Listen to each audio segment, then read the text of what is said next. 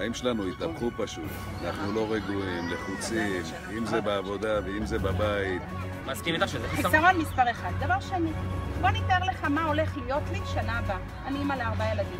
אחד לומד בער"ן, אחת עוברת לאילון, אחד יהיה במרגלית, והאחרונה בגולדה. בעלי יוצא ב6 בבוקר. ספר לי איך אתה עושה את זה, מה שאתה רוצה לעשות. קיבלתי לא מזמן את ההצהרה שלך, שזה לגולדה, והחלטתי לא למכור פה.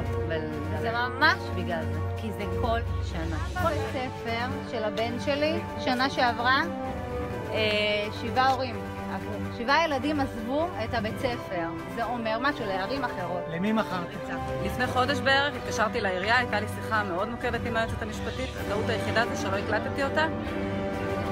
ההתנהלות עם השיחה הייתה שורה התחתונה, איומים של לא תשלחו לבית ספר, נגיע למשטרה, נגיע לרווחה, תיקים פליליים, שום דבר כזה של לבוא ולגשר או להגיע לאיזושהי הסכמה עם ההורים או לבוא לקראת. הם בשלהם, אנחנו בשלנו. כדי למנוע את זה, הם צריכים להיות משובצים באזור שימנע מהם את הבלגן. לכן צריך לחשוב על פתרון, בסדר, זה שאתה תומך במאבק הבטיחותי, הרי הכל מתחיל ליפול בגלל המאבק הבטיחותי. איזה פתרון אתה באמת חושב או חושבים למצוא בפן הבטיחותי, כי לא נראה לי שזה יסתיים עד שנה. כל הצומת הזו היא מסוכנת ברמות כאלה שגם מוטי ששון כמעט נדרס פה. יש פה חוסר הסדר ראייה. אם אנחנו נעמוד עכשיו על השפה כמו שהם עומדים... דרך אגב, לפני שעה, הנה, תראה איך אנשים נוהגים פה. לפני שאנשים נוהגים ככה,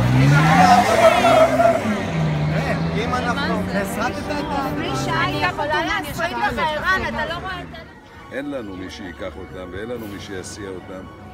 אנחנו חייבים שיפתרו את הבעיה הזאת. הכביש בדיפולט שלו הוא כביש מסוכן.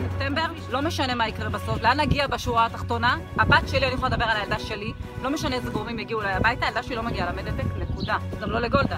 אבל בטח ובטח לא למדיאטק. לא יקרה, פשוט לא יקרה. היא תבוא איתי לעבודה, יש לי את אמא שלי, שבוע, חודש, רווחה, משטרה, מה שצריך. לשם היא לא מגיעה. זה לא בית ספר מבחינה. יש מקום. למה להתעלל באנשים ולהרוס לילדים בכיתה א' את החוויה של העלייה לכיתה א'? פשוט הפכו לנו את החיים עם כל הסיפור הזה. אנחנו חייבים שיהיה לנו פה פתרון.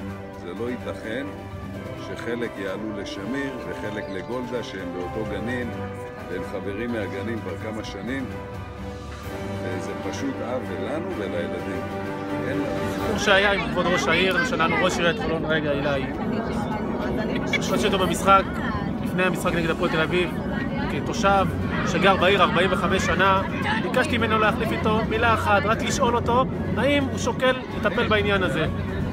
ברגע שהעליתי את הנושא הזה, דבר הראשון שהוא אמר, אתם חבורה שלא נורמליים, תעשו מה שאתם רוצים, אני בנושא הזה לא מטפל, החלטתי וככה יהיה. לא מעניין אותי, והתחיל לצעוק כאילו אני עשיתי איזה משהו. לכן אני אומר לראש העיר ופונה בכל מי שדורון ולטפל בנושא הזה. אנחנו בסך הכל לא מבקשים משהו מיוחד. מבקשים שהילדים שלנו יקבלו כיתה א' כמו כל הבתי ספר בחולון. זהו, לא ספרייה ולא בית ספר שקיים 45 שנה מפורק כולו, בית ספר שקנינו את הדירה שיהיה מול הבית.